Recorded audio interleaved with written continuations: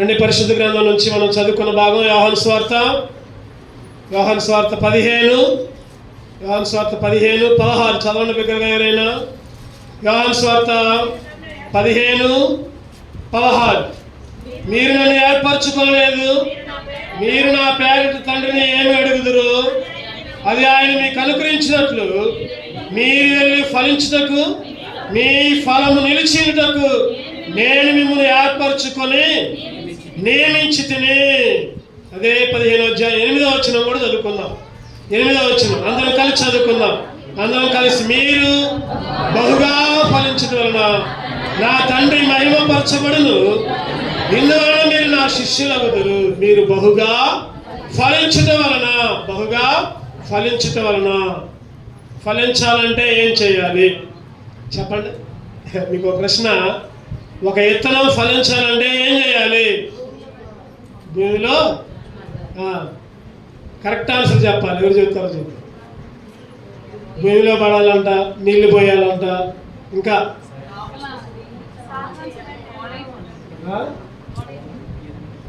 ఏం చేయాలి? ఫలించాలంటే ఏం చేయాలి? కరెక్ట్ ఆన్సర్ రావట్లే. ఇంకా చదువు చేయాలంట, తప్పు. ఒక మాట కరెక్ట్ రాకుండా. ఫలించాలంటే ముందు చచ్చిపోవాలి. ఫలించాలంటే చాలా వద్దా? గోధుమ గింజ ఎక్కడుందా మాట చదువుతారండి. గోధుమ గింజ యోహాను సువార్త 12వ అధ్యాయం, యోహాను సువార్త 12:24 చదవండి దగ్గరగా.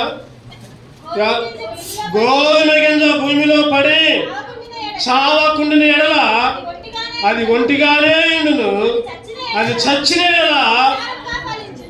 ఎడల విస్తారముగా ఫలించును. ఇప్పుడు చెప్పండి, ఫలించాలంటే ఏం చేయాలి? చచ్చిపోవాలి. ఫలించాలంటే చచ్చిపోవాలి. గోధుమ గింజ చచ్చిపోతేనే విస్తారముగా ఫలించింది అని బైబిల్లో చదువుకున్నాం మనం. ఈరోజు మనం కూడా ఒకప్పుడు ఎండిపోయాం అందరూ. దేవుడు చిగురింపజేశాడు. అటువంటి స్థితిలో ఆత్మీయ అనుభవంలో చచ్చిపోవాలి. కొన్ని విషయాలు ఫలించాలంటే, దేవుడిలో నిలిచి ఉండాలంటే, ఆయనలో నిలబడాలంటే చచ్చిపోవాలి. కొలస్సీలకు రాసిన పత్రిక 3వ అధ్యాయం అందరం కలిసి చదువుకుందాం. ఈ మాట కూడా క్లుప్తంగా ధ్యానం చేసుకుందాం. లేట్ అవుతుందని ఎవరు అనుకోవద్దు. క్లుప్తంగా కొలస్సీలకు రాసిన పత్రిక 3వ అధ్యాయం 5వ వచనం చదవండి దగ్గరగా. కొలస్సీలకు రాసిన పత్రిక 3:5 కావున భూమి మీద ఉన్న మీ అవయవములను అనగా జారత్వమును, అపవిత్రతను, కామాతురతను, దురాశను, విగ్రహారాధనైన ధనాపేక్షను చంపివేయుడి. చంపండి. ఒక మాట చెప్పాలంటే ఏం చేయాలి చెప్పండి? చంపాలి. ఏంటి అంటే మళ్ళీ ఒకసారి చెప్పండి. అక్కడ చెప్పండి అందులో. ఒకటోది ఏంటంటే, ఒకటోది జారత్వం, ఒకటోది, రెండోది అపవిత్రత, మూడోది కామాతురత, నాలుగోది దురాశ, ఐదోది విగ్రహారాధన. ఏం చేయాలి? విగ్రహారాధననే ధనాపేక్ష. కరెక్ట్. విగ్రహారాధననే ధనాపేక్ష. ఈ 5టిని చంపాలి. అప్పుడే ఏమవుతాం? చెప్పాలి. అప్పుడే ఫలిస్తాం. చచ్చిన గోధుమ గింజ చచ్చిన మనలో కూడా ఇవన్నీ ఉన్నాయి. ఏమి ఉన్నాయి? జారత్వం, అపవిత్రత, కామాతురత, దురాశ, విగ్రహారాధన అయినా. అంటే వీటన్నిటికీ ఒక పేరు పెట్టవచ్చు. ఏంటిది ఆ పేరు చెప్పండి? వీటన్నిటికీ ఒక పేరు చెప్పచ్చు. ఏంటది? శరీర కార్యాలు. ఏంటో చెప్పండి. ఇవన్నీ శరీర కార్యాలను చంపితేనే నువ్వు ఫలిస్తావు. బలవర్తనంలో భాగంగా ఆరాధనలో యేసుక్రీస్తు అన్నాడు, మీరు వెళ్ళి ఫలించడానికే మిమ్మల్ని ఏర్పరచుకున్నా అన్నాడు. ఒకప్పుడు ఎండిపోయాం, ఒకప్పుడు నశించిపోయాం, ఒకప్పుడు శాపగ్రస్తమైన స్థితి. దేవుడు ఫలింపజేశాడు. ఫలింపజేసే ముందు ఒక ప్రశ్న ఏంటంటే, నీ శరీరంలో ఉన్న నీ శరీర క్రియలన్నీ చంపివేయుడి అని అపోస్తలుడైన పౌలు కొలస్సీలకు రాస్తూ ఉన్నాడు. ఆ రోజు కొలస్సీ సంఘానికే కాదు, ఈరోజు మనందరికీ కూడా, నీకు నాకు ఇక్కడ ఉన్న ప్రతి ఒక్కరికి కూడా ఆ మాట వర్తించింది. ఈరోజు నువ్వైనా నేనైనా మనమైనా ఫలించాలంటే వాటిని ఏం చేయాలంటే చంపివేయాలి, శరీర కార్యాలని చంపివేయాలి. జారత్వం ఒకటిది, జారత్వాన్ని చంపేశాడు ఒక ఆయన. చెప్పండి ఎవరైనా వస్త్రాన్ని వదిలిపెట్టిపోయాడు, పారిపోయాడు. ఎవరైనా యోసేపుని చదవండి. ఆదికాండం 39:12 ఒక్కొక్క దానికి ఒక్కొక్క వచనం చూసి మనం ముగించుకుందాం క్లుప్తంగా. ఆదికాండం 39:12 అప్పుడు ఆమె అతని వస్త్రం పట్టుకొని తనతో శయనింపమని చెప్పగా అతను తన వస్త్రమును ఆమె చేతిలో విడిచిపెట్టి తప్పించుకొని బయటికి పారిపోయాడు. అంటే శరీర ఆశని చంపుకున్నాడు, జారత్వాన్ని చంపుకున్నాడు. ఈరోజు నువ్వు నేను ఎప్పుడైతే చంపుకుంటామో ఫలమే వేస్తాం. చివరికి ఏమైంది చెప్పండి? చివరికి ఏమైంది? ఆ క్షణంలోనేమో జైల్లోకి పంపించారు. తర్వాత ఆ జైలు నుంచి బయటకు వచ్చాడు, చక్కగా ప్రధానమంత్రి అయ్యాడు. ఏమయ్యాడు చెప్పండి? 42వ అధ్యాయం ఆదికాండం 42 ఎన్నో వచ్చిన ఉందన్నమాట. చూద్దానండి. ఆదికాండం 42. అప్పుడు యోసేపు ఆ దేశమంతటి మీద అధికారి, దేశానికి మొత్తానికి అధికారి, ప్రధానమంత్రి. ఇంకో మాట ఉంటుంది, అదే యోసేపు అంటాడు కదా, నేను దేవునికి భయపడువాడను. ఎవరికి భయపడేవాడంట? 18 వచ్చిన 42:18 కూడా. 3వ దినమున యోసేపు వారిని చూచి నేను దేవునికి భయపడువాడను. దేవునికి. ఈరోజు మనుషులకు కాదు భయపడేది, మనుషులకు కాదు, లేకపోతే పాస్టర్లకు కాదు, లేకపోతే సేవకులకు కాదు, లేకపోతే విశ్వాసులకు కాదు, లేకపోతే అయ్యగారులకు కాదు, లేకపోతే అమ్మగారులకు కాదు భయపడేది. మనుషులకి ఎవరికి భయపడద్దు. ఎవరికి భయపడాలి చెప్పండి? నేను పెద్ద పాస్టర్లు అంటే కుదరదు అక్కడ, లేదా నేను చిన్న పాస్టర్లు అంటే కుదరదు. పాస్టర్లకు కాదు సంబంధించింది, సేవకులకు కాదు సంబంధించింది, విశ్వాసులకు కాదు, లేదా అధికారులకు కాదు, ఉన్నోళ్ళకి కాదు, లేనోళ్ళకి కాదు. ఎవరికి భయపడక్కర్లా, ఎంత పెద్ద అధికారి అయినా. ఎవరికి భయపడాలి? దేవునికి భయపడాలి. నువ్వు మందిరానికి వస్తున్నావంటే, నువ్వు మందిరంలోకి వస్తున్నావంటే ఎక్కడికో బయలుదేరి రావడం కాదు. మందిరానికి వస్తున్నావంటే దేవునికి భయపడి మందిరానికి రావాలి, మనుషులకి అస్సలు భయపడదు. యోసేపు జీవితంలో ఆ మాట ఉంది కాబట్టే దేవుడు యోసేపుని ఏం చేశారు చెప్పండి? ఆశీర్వదించారు, ప్రధానమంత్రిగా చేశారు. నిజంగా ఆడు జైల్లో అక్కడ చెబుతాడు, అరే నువ్వు బయటికి పోయిన తర్వాత, కలభావం చెప్పిన తర్వాత, బయటికి పోయిన తర్వాత ఆ ఫరోకి చెప్పినా నా గురించి అంటే వాడు చెప్పలేకపోయి మర్చిపోయాడు. మామూలుగా అయితే అధికారంలోకి రాగానే కోపంతో ఊగిపోయి వాడిని జైల్లో పంపించారు. ఈరోజు చిన్న దానికే కోపం తెచ్చుకుంటూ ఉంటాం, చిన్న దానికే ఆగ్రహం తెచ్చుకుంటూ ఉంటాం. యోసేపు కోపంలా బైబిల్లో ఒక మాట ఉంటుంది కోపాల గురించి. చదవనండి. కీర్తనలు 37 కీర్తనలు 37:8. కీర్తనలు 37:8. కోపము మానుము, ఆగ్రహము విడిచిపెట్టుము, వ్యసన పడకము, అది కీడుకే కారణం. కోపం అంట దేనికి కారణం చెప్పండి?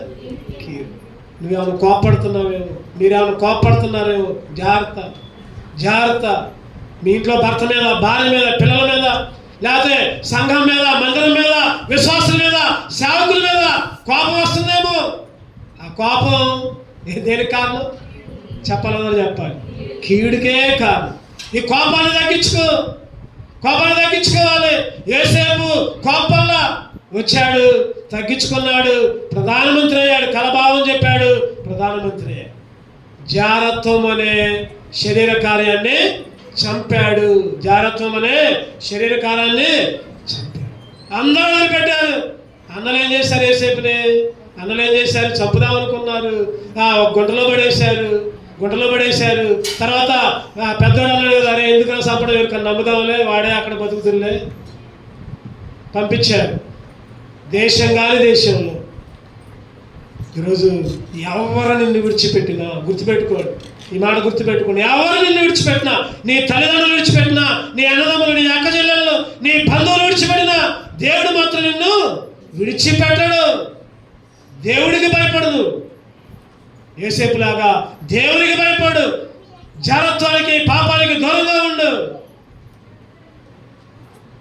నాను వారు పాడాలి, నాను వారు నాకు దూరమైన నా తల్లిదండ్రులే నా చెయ్యి విడిచిన, నాను వారు నాకు దూరమైన నా తల్లిదండ్రులే నా చెయ్యి విడిచిన, ఏ క్షణమైన నన్ను విడువకుండా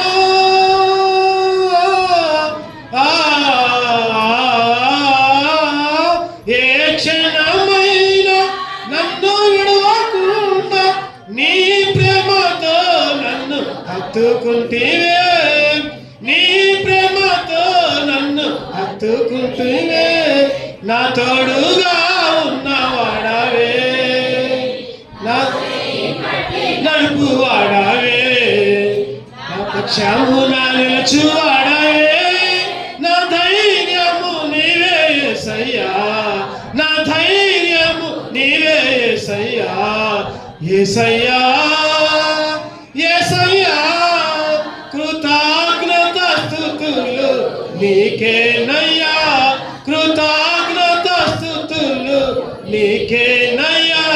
చెప్పండి, ఎవరు వదిలిపెట్టినా కృతజ్ఞతాస్తుతులు ఆయనకే. యోబు గారు అన్నారు, ఇందాక ఏమన్నారు చెప్పండి, యెహోవా ఇచ్చెను యెహోవా.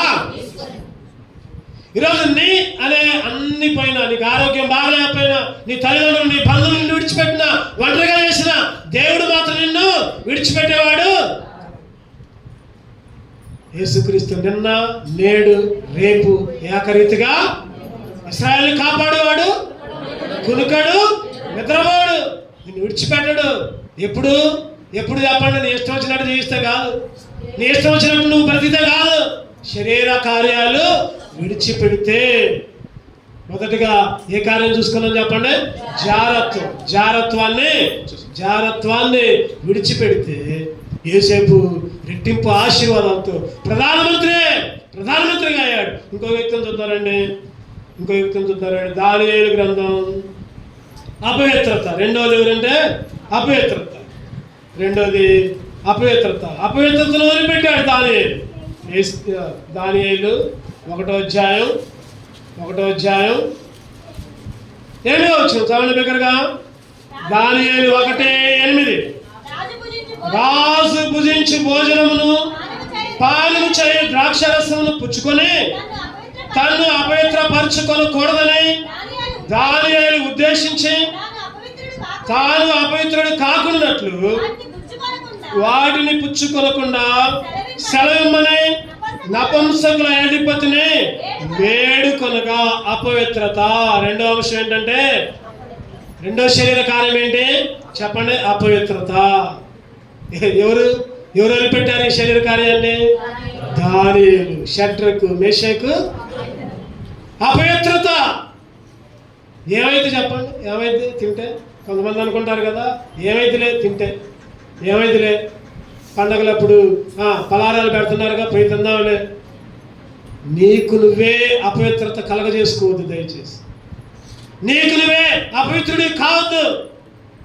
దానియేలు గురించి ఆలోచిస్తే ఇక్కడ ఈ వచనంలో 3 మాటలు ఉంటాయి. దానియేలు గురించి చెప్పాలంటే 3 మాటలు.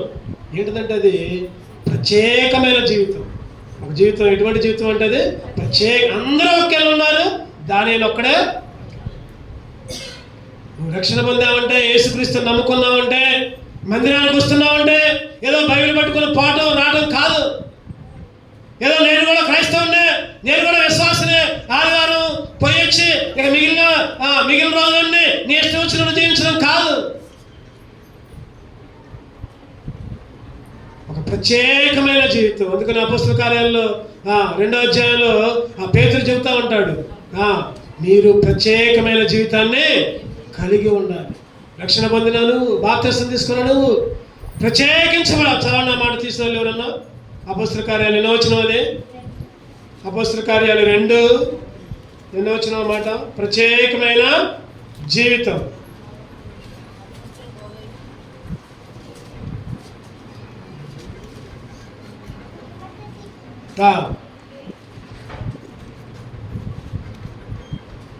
అపొస్తలుల కార్యాలు 2వ అధ్యాయం 42వ వచనం రావండి. అపొస్తలుల బోధ యందును సహవాసముందును రొట్టె విరుచుట యందును ప్రార్థన చేయుట యందును ఎడతెగక ఉండురి. ఇంకా ఉంది ఎక్కడంటే 39వ వచనం చూడండి. ఈ వాగ్దానం మీకును మీ పిల్లలందరికీ దూరస్థులను అనగా ప్రభు అయిన మన దేవుడు తన ఎదురు పిలిచిన వారికి అందరికీ చంద్రుని వారితో చెప్పిను. ఇంకను అనేక విధమైన మాటలతో సాక్ష్యం ఇచ్చు మూర్ఖులకు ఈ తరము వారికి వేరై రక్షణ పొందుడే. మూర్ఖులకు ఈ తరము వారికి వేరై, అది ప్రత్యేకత. ఈరోజు అందరూ ఒకలాగుంటే గుంపులో పోయిందో నువ్వు కూడా పోవద్దు దాంట్లోకి. నువ్వు దేవుని బిడ్డవే, ధైర్యంగా ఉండు. అందరు చేస్తున్నారు కదా, నేను కూడా అంతే చేస్తాను అనొద్దు. ప్రత్యేకమైన జీవితం. రాజుగారే పంపించారు ఆహారాన్ని. దానిలో ఏమన్నాడు? అమ్మ రాజుగారు పంపించారా, అయితే తింటానే అనలా. ఏమన్నాడు చెప్పండి? అసలు నేను దానికి మనుషులు అనుకున్నాడు, ఇటువంటి తిని అపవిత్రత నన్ను నేను ఎందుకు కలవ చేసుకోవాలి? ఇటువంటి దగ్గరకు పోయి అక్కడే పోయి ఇక్కడే పోయి నన్ను నేను అపవిత్రంగా ఎందుకు ఎంచుకోవాలి? ఈరోజు చాలా మంది అంటారు కదా, కొన్ని సందర్భాల్లో నేను చూస్తా ఉంటా, అప్పుడప్పుడు నేను చూస్తా ఉంటా, ఏదైనా డ్యాన్స్ ప్రోగ్రాంలు కానీ లేకపోతే ఇంకేదైనా ఊరేగింపులు కానీ వచ్చి విశ్వాసులు కూడా కనపడతారు. నాకు అక్కడ విశ్వాసులు కూడా కనపడతారు. ఆ డమ్ముక్కులు లేకపోతే అవన్నీ చూస్తూ ఉంటారు. నువ్వు డ్యాన్స్ వేసినా ఒకటే చూసినా ఒకటే, గుర్తుపెట్టుకో. అటు చూడటం కూడా తప్పే. ఎందుకు పోవాలి అక్కడికి? ఏం చూస్తున్నావు నువ్వు? ఈరోజు ఊరేగింపుల్లో మళ్ళీ అంటారు కదా, మేము అటు చెయ్యం, మేము అటు తినం అంటారు, కానీ మళ్ళీ చూడటానికి మాత్రం పోతారు. ఈరోజు ప్రత్యేకమైన జీవితం, దానియేలు జీవితం. ఈరోజు మనం రక్షణ పొందిన నీవైనా నేనైనా ఎట్లా ఉండాలంటే ప్రత్యేకంగా ఉండాలి. రెండోది ఏంటంటే దానియేలు ఆశా నిగ్రహం కలిగి ఉన్నాడు. ఏం కలిగి ఉన్నాడు చెప్పండి? అంటే ఆశా నిగ్రహం అంటే ముందుకొచ్చింది అయినా కానీ తినలా, అయినా కానీ తీసుకోలా. ముందుకొచ్చింది అయినా కానీ తీసుకోలా, ఏమాత్రం కూడా తీసుకోలే. 3 లక్షలు ఏంటంటే అక్కడ శోధించాడు. తిను ఏం కాదులే, తిను ఏం కాదులే. అప్పుడప్పుడు అనుకుంటాం కదా, ఏం కాదులే, ప్రార్థన చేసుకుని తింటే అయిపోద్దిలే అని అనుకుంటాం. అటువంటి దాన్ని ప్రార్థన చేసుకొని కూడా తినొద్దు. ఎందుకంటే అన్య దేవతలకు అర్పించిన దాన్ని నువ్వు ఎట్లా తింటావు? మన దేవుడు చెప్పండి, రోషము కలిగిన దేవుడు, రోషము కలిగిన జీవితం. ఒక చిన్న మాట అంటేనే మనం ఎంతో బాధపడతామే. వ్యక్తిగతంగా ఏదైనా అంటేనే బాధపడతామే. మరి విశ్వాస జీవితంలో ఎంత రోషంగా ఉండాలి దేవుని కొరకు.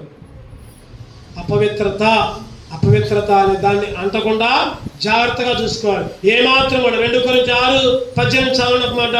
2 కొరింథీ 6:18. 2 కొరింథీ 6:18. మనకు దేవుని ఆలయమునకు విగ్రహములతో ఏం పొందిక మనము జీవము గల దేవుని ఆలయమై ఉన్నాము. అందుకు దేవుడు ఎలాగూ సెలవిచ్చున్నాడు, నేను వారిలో నివసించి సంచరించును, నేను వారి దేవుడినైందును, వారు నా ప్రజలైందును. కావున మీరు వారి మధ్య నుండి బయలువెడలి ప్రత్యేకముగా ఉండుడి. అపవిత్రమైన దాన్ని ముట్టకుడి. దేవుని ఆలయానికి విగ్రహానికి ఏం పొందిక? అపవిత్రమైన దాన్ని ముట్టద్దు. ఏమాత్రం కూడా అపవిత్రమైన దాన్ని ఏమాత్రం కూడా. అందుకని యాకోబు గారు అంటారు కదా, శోధన సహించేవాడంట 1:12. యాకోబు 1:12. యాకోబు శోధన సహించువాడు ధన్యుడు, అతడు శోధనకు నిలిచిన వాడే ప్రభువు తను ప్రేమించు వారికి వాగ్దానం చేసిన జీవ కిరీటం. నువ్వు శోధన సహిస్తావు, జీవ కిరీటం వచ్చింది నీకు. ఆశా నిగ్రహాన్ని కలిగి ఉంటావు, ప్రత్యేకంగా జీవిస్తావు, అపవిత్రతకు దూరంగా ఉంటావు. ఏమొచ్చింది చెప్పండి? జీవ కిరీటం, జీవ కిరీటం. ఈరోజు దానియేలు గారు అపవిత్రత అనే శరీర కార్యాన్ని దూరం చేసుకున్నారు. ఎక్కడున్నా ఇంకా మీలో ఎవరైనా ఇంకా అపవిత్రత మీకు మీరే అపవిత్రపరుచుకుంటున్నారా? మాటల ద్వారా, చూపుల ద్వారా, ఏదైనా తినేదాని ద్వారా, లేదా ఇంకా దేని ద్వారా అయినా మాకు మేమే అపవిత్రులుగా ఉంచుకోవడం ఇష్టం ఉండదు అని ఒక తీర్మానం తీసుకుని రావాలి దానియేలు గారు. చూడండి, మూడోది చూద్దాం రండి. మూడోది ఏంటి? మూడోది కామాతురత. కామాతురత, కామాతురత. ఫినెహాసు గురించి మనం ధ్యానం చేస్తాం. ఆ రోజుల్లో అంట ఇశ్రాయేలీయులు ఇంకా వేరే దేశం వాళ్ళు అన్యులకి ఒకళ్ళు పెళ్లిళ్ళు చేసుకుంటున్నారంట, ఒకళ్ళకొకళ్ళు. అంటే క్రైస్తవులు కాని వారు. ఆ అధ్యాయం మొత్తం చూద్దారండి. సంఖ్యాకాండం 25, సంఖ్యాకాండం 25 11 వచ్చింది. సంఖ్యాకాండం 25:11 చదువుతారండి. వారి మధ్య నేను వారవలేని దానిని తాను వారవలేకపోవడం వలన ఇశ్రాయేలీయుల మీద నుండి నా కోపం మళ్లించిన కనుక నేను వారవలేక ఇశ్రాయేలీయులను నశింప చేయలేదు. ఇక్కడ ఈ వచనాలని 1వ వచనం నుంచి చదువుకుంటే మోయాబీయులతో వ్యభిచారం చేశారు ఇశ్రాయేలు. వాళ్ళ పిల్లలు వీళ్ళు చేసుకున్నారు, వీళ్ళ పిల్లలు వాళ్ళు చేసుకున్నారు. అంతలోకే అక్కడ ఒక ఆయన వచ్చి వ్యభిచారం చేసిందంట. 5వ వచనంలో, 5వ వచనంలో, 6వ వచనంలో చక్కటి మాటలు ఉంటాయి. 6వ వచనం చివరి భాగంలో ఇశ్రాయేలీయుల్లో ఒకడు తన సహోదరులకు ఒక మిద్యాను స్త్రీని తీసుకుని వచ్చును. యాజకుడైన అహరోను మనవడు ఎలియాజరు కుమారుడైన ఫినెహాసు అది చూచి ఈట పట్టుకొని అక్కడికి వచ్చి వెంబడి ఆ ఇద్దరిని, ఆ స్త్రీని, ఆ పురుషుణ్ణి ఈటితో గుచ్చి ఇద్దరిని అక్కడికక్కడే. కామాతురత. ఈరోజు వ్యభిచారం. ఈరోజు మరి ఈ అంచె దినాల్లో చివరి దినాల్లో వ్యభిచారం ఎక్కువైపోతుంది. చూపులు, కళ్ళు, అలాంటి ఆలోచనలు. కొంతమంది అంటారు కదా, మేమేం తప్పు చేయట్లేదుగా. నువ్వు సినిమా చూస్తున్నావంటే, లేకపోతే సీరియల్ చూస్తున్నావంటే, లేదా డాన్సులు చూస్తున్నామంటే నీ చూపులు పాపమైపోయాయి, నీ కళ్ళు అపవిత్రమైపోయాయి, లేదా నీ ఆలోచనలు పాడైపోయాయి, వ్యభిచారంతో నిండిపోయాయి. బైబిల్లో ఒక మాట ఉంది, ఒక స్త్రీని మోహపు చూపుతో చూస్తేనే నువ్వు వ్యభిచారం చేసినట్టే, పాపం చేసినట్టే. ఒక స్త్రీనే కాదు, ఒక పురుషునైనా స్త్రీనైనా పాపపు చూపుతో, మోహపు చూపుతో ఈరోజు ఆ శరీర కార్యాన్ని నీలో నుంచి తీసివేయాలి. ఏ శరీర కార్యం? అది కామాతురత. ఏంటంటే అది కామాతురత. 8వ అధ్యాయం 13 రోమిలకు రాసిన పత్రిక 8:13 చూద్దాం. ఒక మాట 8:13 మీరు శరీరానుసారముగా ప్రవర్తించిన చావలసిన వారు ఇందురు గాని ఆత్మచేత శరీర క్రియలను చంపినేలా జీవించెదరు. శరీర క్రియలను చంపినేలా, ఈ శరీర క్రియలు జాగ్రత్తను చంపి, ఇంకా అపవిత్రతను చంపి, మూడోది కామాతురతని చంపే. గలతీ 5:24 ఇంకో మాట ఉంటుంది, సిలువ వేయాలంట వాటిని. గలతీ 5:24 ఇటు వాటికి విరోధమైన నిమేది లేదు. క్రీస్తు యేసు సంబంధులు శరీరమును దాని ఇచ్చలతోనూ దురాశలతోనూ సిలువ వేయాలి. శరీర కార్యాలనే సిలువ వేయాలి. చూద్దాం. 4వది ఏంటి చెప్పండి? 4వది దురాశ. ఫిలిప్పీలకు రాసిన పత్రిక 4వ అధ్యాయం 11వ వచనం చదవండి. పౌలు గారి గురించి ఒకసారి ఆలోచిస్తే 4:11 ఫిలిప్పీలకు రాసిన పత్రిక 3:11 క్షమించండి. ఫిలిప్పీలకు రాసిన పత్రిక 3:11 ఏ విధము చేతనైనను మృతుల్లో నాకు పునరుత్థానము కలగవలెనని ఆయన మరణ విషయంలో సమాన అనుభవము గలవాడనై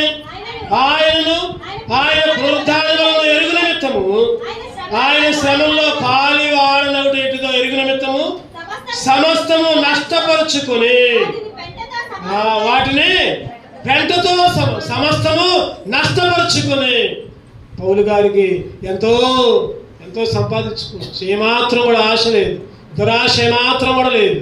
బైబిల్లో కొంతమందిని చూసాం మనం. గెహాజీ ఏం చేశాడు చెప్పండి? గెహాజీ దురాశ పడ్డాడు.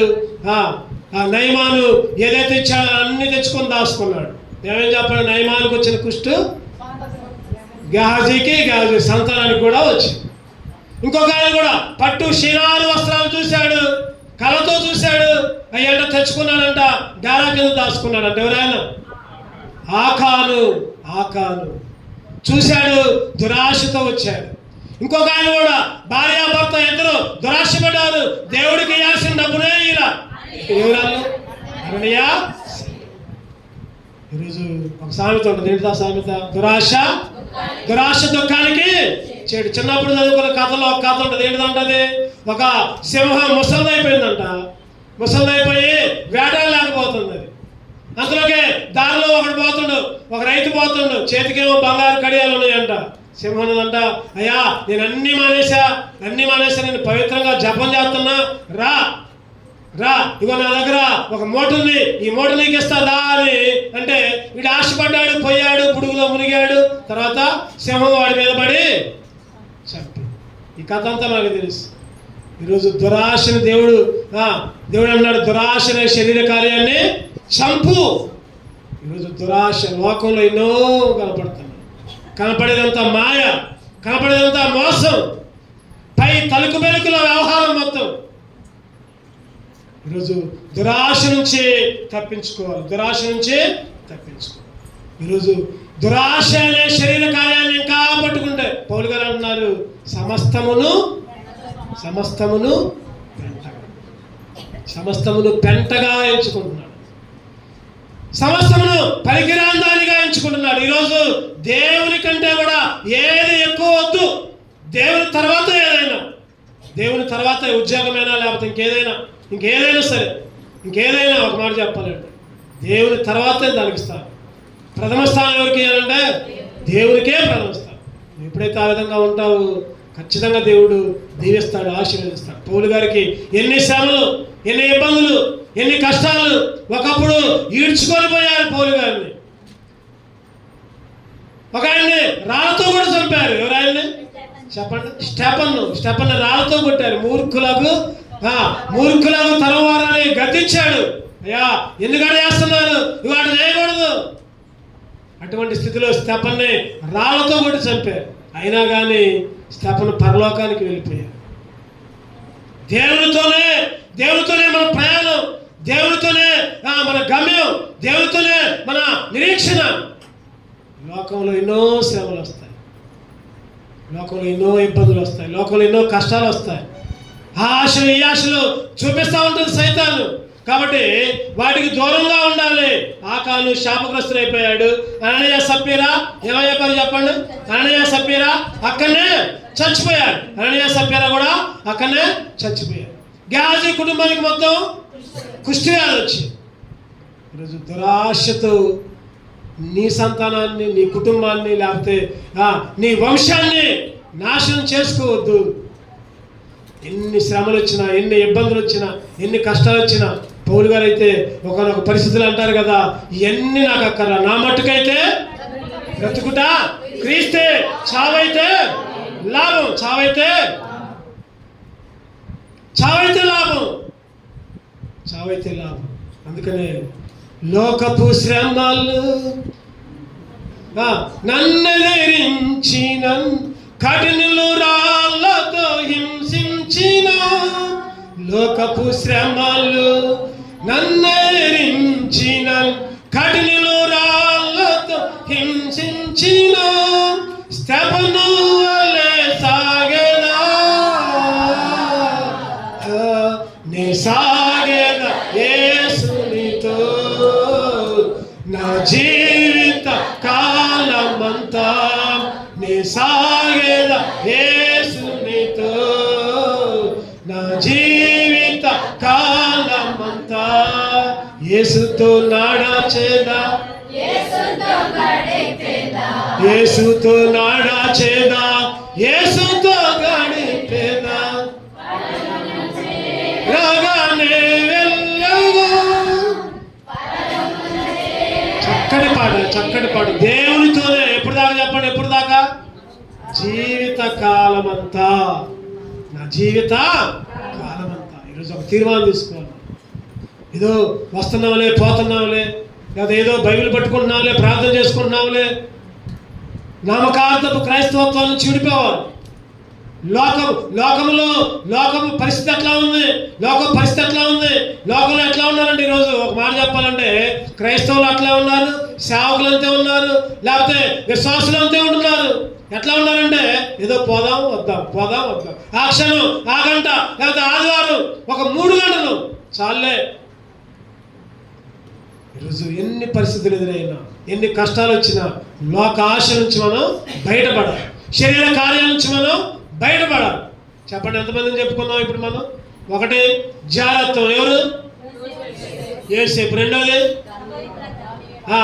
అపవిత్రత, దానియేలు. మూడోది కామాతృత, ఆ ఇశ్రాయేలు యొక్క పురుషుడు, మిద్యాను స్త్రీ చంపడం జరిగింది ఫినెహాసు. నాలుగోది దురాశ, ఎవరు?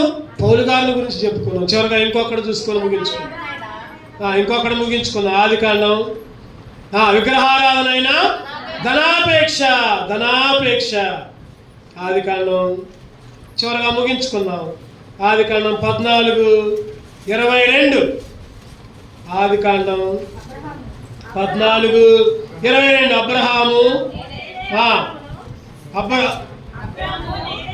నేనే అబ్రహామును ధనవంతునిగా చేసిదని నీవు చెప్పుకున్నట్లు ఒక నూలు పోగైన చెప్పుల వారైనా నీ వాటిలో ఏదైనా తీసి కొనని ఆకాశమునకును భూమికిని సృష్టికర్తకు సర్వోన్నతులకు దేవుడని యెహోవా ఎదుట నా చెయ్యి ఎత్తి ప్రమాణము చేస్తున్నా. సొదొమ రాజు అన్నాడు కదా, ఆస్తినిచ్చి ఇగో వాళ్ళందరిని వదిలిపెట్టేసి వాళ్ళందరూ నాకు అప్పచెప్పు. అబ్రహాము అన్నాడు కదా, నీ ఆస్తి ఎంత, నువ్వెంత, నీ డబ్బులు ఎంత, నాకు వాళ్ళే కావాలి, నాకు నా జనమే కావాలి, నాకు నా ప్రజలే కావాలి. పలానా సొదొమ రాజు ఇస్తే నేను ధనవంతునయ్యా అని అనుకొని జనమందరూ చెప్పుకుంటారు. కాబట్టి అటువంటి ఆశ రాకొద్దు. అందుకనే ఏముంది అక్కడ? కొలస్సీ 3:5 విగ్రహారాధనైన ధనాపేక్ష. అబ్రహాముకి ఆశ చూపించాడు, ఆస్తి అనే ఆశ, అయినా కానీ లొంగల. 24:1 చూస్తే అబ్రహాము అన్ని విషయాల్లో గొప్పవాడైపోయాడని రాయబడి ఉంటుంది. అబ్రహాము అన్ని విషయాల్లో ధనవంతుడైపోయాడు. ఎప్పుడైతే నువ్వు ఆస్తిని లెక్క చేయవు, లేకపోతే డబ్బులు లెక్క చేయవు, అది కూడా శరీర కార్యమే. బైబిల్లో ఒక మాట ఉంటుంది, యెహోవా ఆశీర్వాదము. సామెతలు 10:22 చదవండి ఒక మాట. సామెతలు 10:22. యెహోవా ఆశీర్వాదము ఐశ్వర్యమిచ్చును, నరుల కష్టము చేత ఆశీర్వాదము ఎక్కువ. నువ్వు అనుకున్నావేమో ₹1,00,000 జీతం వస్తుంది, లేకపోతే 2 లక్షల జీతం వస్తుంది, లేకపోతే నాకు ఆస్తులు ఉన్నాయి, బంగ్లాలు ఉన్నాయి, బిల్డింగ్లు ఉన్నాయి, ఉద్యోగాలు ఉన్నాయి. నరుల కష్టము చేత, చెప్పండి, అది ఎక్కువ కాదు. నువ్వు నిజాయితీగా దేవుని యందు భయభక్తులు కలిగి ఉండి రోజుకి 200 సంపాదించి చాలు. ఆ 200 నీకు చివరి దాకా నిలుస్తాయి. విగ్రహారాధనైనా ధనాపేక్ష. నువ్వెంత సంపాదించినా చెప్పండి, ఎక్కడేసుకున్నట్టు ఒక చిల్లు కొండలో నీళ్ళు ఏమైనా పోస్తాము, ఆ కొండ గంట రంధ్రం ఉందంట, నీళ్లు పోస్తున్నా ఏమైపోతున్నాయి? కారిపోతున్నాయి. దేవుని ఆశీర్వాదం, యెహోవా ఆశీర్వాదం ఐశ్వర్యమిచ్చును. యెహోవా ఆశీర్వాదం. మా అమ్మగారు మా నాన్నగారు మాకు నేర్పారు. ఏం నేర్పారంటే, అయ్యా నీకు 10 రూపాయలు ఎత్తే ₹1 దేవుడికి, 100 రూపాయలు ఎత్తే ₹10 దేవుడికి, 1000 రూపాయలు ఎత్తే, చెప్పండి, 1000 రూపాయలు ఎత్తే ₹100 దేవుడికి ఇచ్చి. ఈరోజు సంఘంలో చాలా మంది కూడా తమ దశభాగాల్ని వచ్చిన వాటిలో ఒక అక్క నన్ను, అయ్యా మరి నేనేం పనికి పోవట్లేదుగా, మరి నేనేం చేయాలి? నేనన్నా, ఏం పనికి పోవట్లేదు కాబట్టి నువ్వేం డబ్బులు ఇవ్వక్కర్లా. నీ సమయాన్ని రోజుకి 24 గంటలు, గంటకు దశమ భాగం చెప్పండి ఎంత? 60 నిమిషాలకి దశమ భాగం ఎంత? 60 నిమిషాలకి దశమ భాగం ఎంత? 6 నిమిషాలు. 24 గంటలు, 24 ఇంటూ 6 ఎంత? 24 ఇంటూ 6 144 నిమిషాలు. 144 అంటే 2 గంటల 24 నిమిషాలు. నువ్వు డబ్బులు అయిపోయినా పర్లా, సమయాన్ని దేవుడికి, రోజుకి 2 గంటల 40 నిమిషాలు దేవుడికి ప్రార్థన చేసుకో, బైబిల్ చదువుకో, మోకరించు. దేవుడు నువ్వు డబ్బులే అడగడు, నీ సమయాన్ని. చెప్పా అక్క ప్రార్థన చేయక్క, మా అందరి కోసం ప్రార్థన చేయక్క. ముఖ్యంగా వృద్ధులు జ్ఞాపకం ఉంచుకోండి, మీరు డబ్బులు ఇవ్వక్కర్లా, దశభాగాలు ఇవ్వక్కర్లా. మీకు వచ్చే పెన్షన్లు వచ్చే దాంట్లో దాసిస్తారు కొంతమంది. సరే మీకు ప్రేరేపణ ఉంటే ఇవ్వండి, పర్వాలేదు. ఇస్తుంటే మమ్మల్ని మేము ఇస్తుంటే వద్దని అంటున్నారని అనుకోమాకండి. డబ్బులు కాదు ముఖ్యం, నీ సమయాన్ని దేవుడికి, నీ బలాన్ని దేవుడికి, దేవుని కొరకు కొద్దిగా పనిచేయి, మందిరంలో పనిచేయి. బైబిల్ ఒక మాట ఉంటుంది, అందరూ సొంత కార్యములనే, దేవుని కార్యాలను ఎవరు చూసుకుంటారు? అందరూ డబ్బులు ఇచ్చే వాళ్ళైతే పనులు ఎవరు చేస్తారు చెప్పండి? ఒక్కొక్కరు ఒక్కొక్కలాగా. ఈరోజు దశమ భాగం అంటే డబ్బులే కాదు, నీ బలాన్ని, నీ సమయాన్ని. ఆదివారం వస్తే నువ్వు ఎక్కడున్నా సరే, ఏ ఊర్లో ఉన్నా, దేవుని మందిరంలో ఒక 3 గంటలు గడుపు చాలు.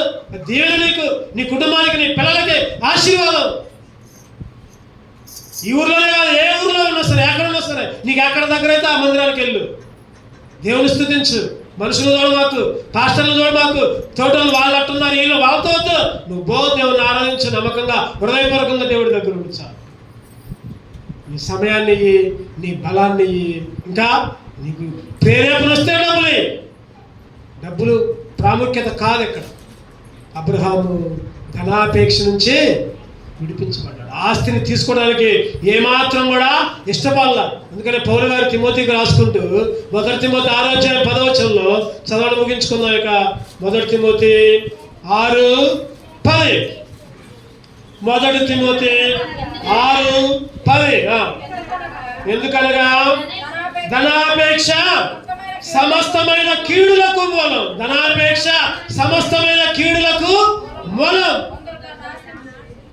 చాలు. ఈరోజు నేను ఒక ప్రశ్న వేస్తా, ఏమనుకోవద్దు. నువ్వు నీ జీవితంలో దశమ భాగం ఇచ్చి నువ్వు దేవునికి దూరంగా ఉంటే దేవుడు దాన్ని ఇష్టపడడు. గుర్తుపెట్టుకోండి మాట. నేను దశమ భాగం ఇస్తున్నాను, లేకపోతే నేను పేదలకు సహాయం చేస్తున్నాను, నేను అది చేస్తున్నాను, ఇది చేస్తున్నాను అని దేవుని మందిరానికి దూరంగా ఉండి ప్రార్థన చేసుకోకుండా ఉంటే దేవుడు దాన్ని ఇష్టపడ్డు. నువ్వు డబ్బులు ఇవ్వకపోయినా పర్లా, దేవుని మందిరానికి దగ్గరగా ఉండు, దేవుడికి దగ్గరగా ఉండు, దేవుడు నిన్ను ఖచ్చితంగా దీవిస్తాడు. ధనాపేక్ష సమస్తమైన కీడులకు మూలం. బైబిల్ ఒక మాట ఉంది, ఎవరి పేరైనను జీవ గ్రంథమందు రాయబడి ఉంటే వాళ్ళే పర్లేదు. మరి 2వ మరణంలోకి ఎవరు? ప్రకటన గ్రంథం చదువుతానండి ఒక మాట చివరిగా 21:8. ప్రకటన గ్రంథం 21:8 చదవండి. పిరికి వారును, అవిశ్వాసులను, అసహ్యులను, నరహంతకులను, వ్యభిచారులను, మాంత్రికులను, విగ్రహారాధికులను, అబద్ధికులందరూ అగ్ని గంధకములతో మండు గుండములో పాలు పొందుదురు. ఇది 2వ. ఇప్పుడు చెప్పుకున్న శరీర కార్యాలు కూడా దాంట్లో. ఇవన్నీ ఉంటే నీకు 2వ మరణం. అగ్నిగుండమే. నీ పేరు ఎక్కడుంది? అగ్నిగుండంలో ఉందా, లేకపోతే జీవగ్రంథంలో ఉందా? అదే 20వ అధ్యాయం చివరిలో ఎవరి పేరైనను జీవగ్రంథములో రాయబడినట్టు కనబడని ఎడలా. ఈ మధ్య టీచర్ పోస్టులు సెలెక్ట్ అయితే నాకు తెలుసు, మా ఫ్రెండ్ వాళ్ళ అమ్మాయి జాబ్ సెలెక్ట్ అయింది, స్కూల్ అసిస్టెంట్ ఇంగ్లీష్. అసలు రిజల్ట్ చూడగానే ఎగిరి గంతేసిందంట. వాళ్ళకి ఆ సంతోషాన్ని ఆపట్టలేక. మన దగ్గర రవి కూడా ఉన్నాడు ఇక్కడ. రవి అసలుకి ఎంత కష్టపడ్డాడు. ఒక 4 సంవత్సరాలు కష్టపడ్డాడు. పొద్దున్నే 4ంటికి లేవటం, వాకింగ్, ఎక్సర్సైజులు, తినక నిజంగా మరి ఆ పోస్ట్ వచ్చినప్పుడు మరి ఎట్లా ఉన్నాడో, మరి ఎగిరిండో, మరి ఎలా ఉందో మనసు కాంపిటీషన్, లక్షల్లో కాంపిటీషన్. మరి అటువంటి దాంట్లోంచి బయటపడి ఉద్యోగాన్ని సాధించడం అంటే మాటలు కాదు. అక్కడ ఇవన్నీ లోక సంబంధమైనవి, మంచిదే ఇవన్నీ. కానీ అతి ప్రాముఖ్యమైన విషయం ఏంటంటే అది చెప్పండి. నీ పేరు, నీ పేరు, నీ పేరు అక్క, అన్న, చెల్లి, తమ్ముడు, నీ పేరు జీవగ్రంథంలో ఉందా? నీ పేరు జీవగ్రంథంలో, ఎవరి పేరైనను జీవగ్రంథంలో రాయబడి ఉంటే, జీవగ్రంథంలో రాయబడకపోతే అగ్నిగుండం, నరకం, అగ్ని ఆరదు, పురుగు చావు. గొర్రె పిల్ల సింహాసన ముందు నచ్చట, ఆయనే దీపము నాలయమయ్యున్నాడు. గొర్రె పిల్ల సింహాసన ముందు నచ్చట, ఆయనే దీపము నాలయమయ్యున్నాడు. జీవ గ్రంథమందున పేరులున్నావు అనొచ్చు, జీవ గ్రంథమందున పేరులున్నావు అనొచ్చు.